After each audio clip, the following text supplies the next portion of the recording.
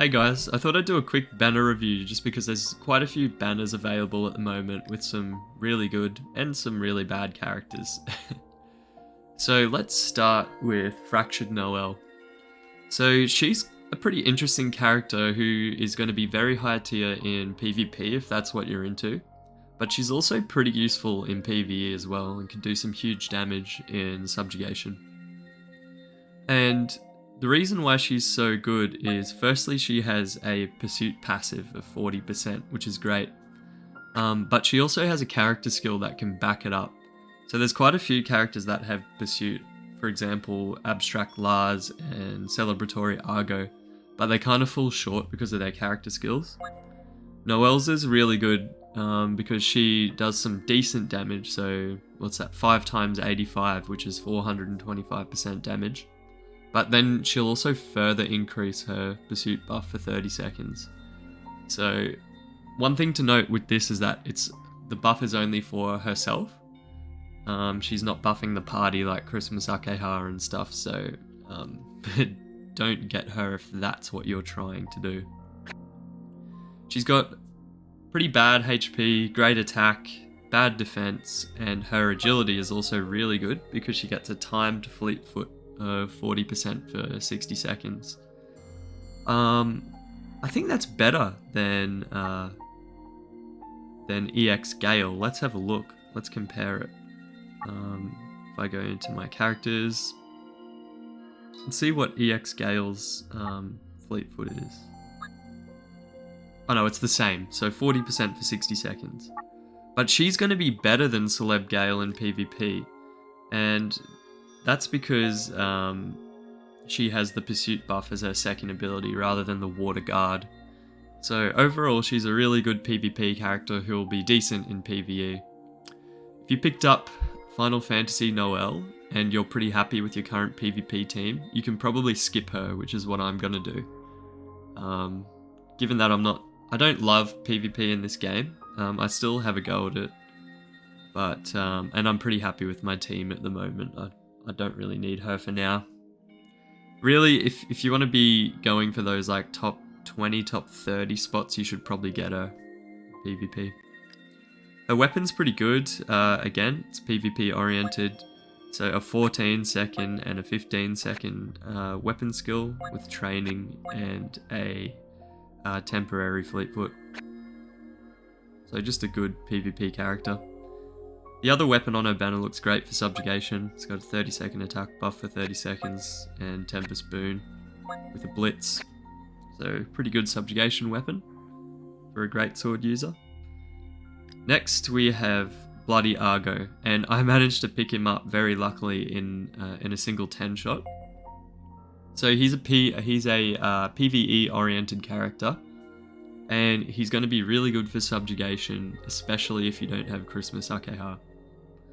So first of all, HP is really solid, attack's okay, defense is good. If we look at his character skill, so it's a pursuit buff, so an increase in damage of 2 or more chains by 15% for 60 seconds, really good. And then he'll reduce skill cooldowns by 20% for all allies, which is decent. It's not quite as good as Akeha's attack buff of 15%, but it does the job anyway. He has a Valiance, which is also really good, so he'll do a timed buff of attack for 15%, which you can then extend with companion skills and weapon skills. And then training, or mastery, which will increase auto attack, like 3, 4, and 5 hit auto attacks for the party.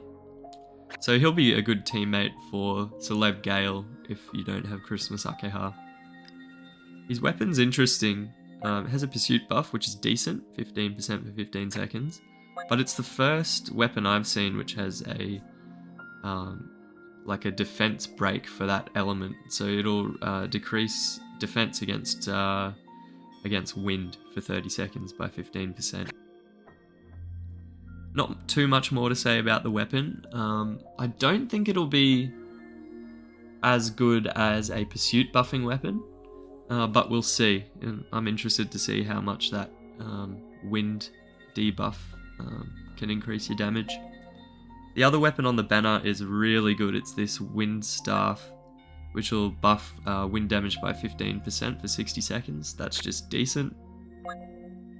And then we'll buff allies' attack by 30% for 30 seconds, so great support weapon. And then 30% Tempest Boon and toughness as well. And then a decent 3-star weapon on the banner. And then lastly we have the Drakengard banner. So I don't really recommend pulling on this unless you're going for a healer with Theo, or you like the characters. But even with Zero's buffs, I don't think she's going to be very meta if you're a meta slave like me. So firstly we have Zero. She's got great attack and then decent HP, the rest not that impressive. She has Vigor and Fatal. And then her character skill is the thing that got the buff recently, so it'll start half full. It'll do 170% damage to all enemies and will raise crit damage by 15% for 30 seconds. So nothing to write home about. The crit damage might look tempting, but if you're running a good build anyway, you'll hit the damage cap with Lars, for example. Lots of people were talking about buffing or extending Lars's timed crit damage buff. But if you're maximizing Lars anyway, this won't help at all. Next, Theo's probably the most interesting character on the banner. If you don't have a healer, she's a really good one. Specifically if you don't have Bloody F66X. So she'll do a 30% heal and cure a status ailment.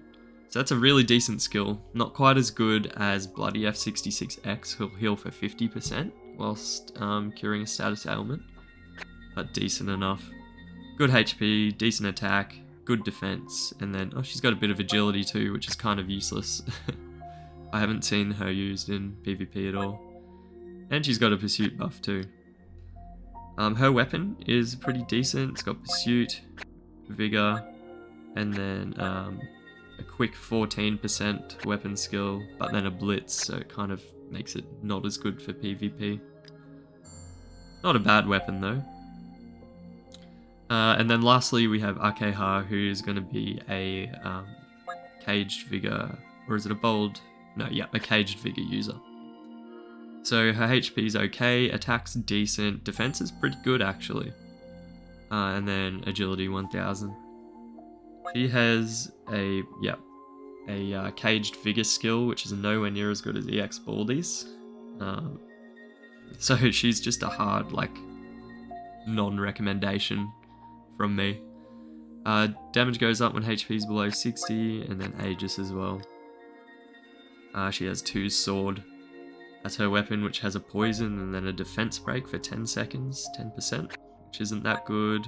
And then a caged vigor passive, which is pretty good, but then unfortunately it's also paired up with Aegis, so it's not even the best sub-slot weapon. So in summary, both Fractured Noelle and Bloody Argo are really good characters, worth pulling if you're deficient in any of those areas that they're good at. So Noelle for PvP, and then Bloody Argo as a substitute for Christmas Akeha and Subjugation. I would caution against pulling too much. As you can see, I've saved a few gems and free pulls there, because we're probably going to be getting the return of the celebratory banners, which are by far the best banners in the game. In July, I believe, is the global first anniversary. So if you're looking to pull Celeb Gale, I think it's highly likely that she'll return then. And she's a hard recommend. And then Celeb Noelle on that same banner is really good.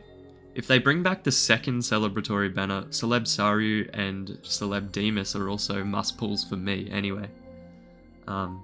So I'd recommend most people just save up a few for that Celeb banner, which will likely come back in July. But Bloody Argo and Fractured Noelle are both units that are worth it in the meantime. Alrighty, I'll leave it there. Hopefully that was helpful.